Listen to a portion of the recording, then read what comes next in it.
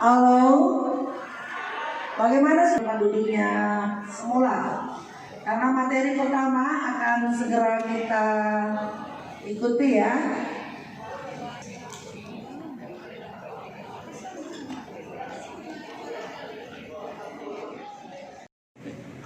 Jadi nanti mungkin materinya akan dapat untuk hari ini pajak, barang inventaris, pengelolaan keuangan, tenaga perusahaan, dan pertanggungjawaban.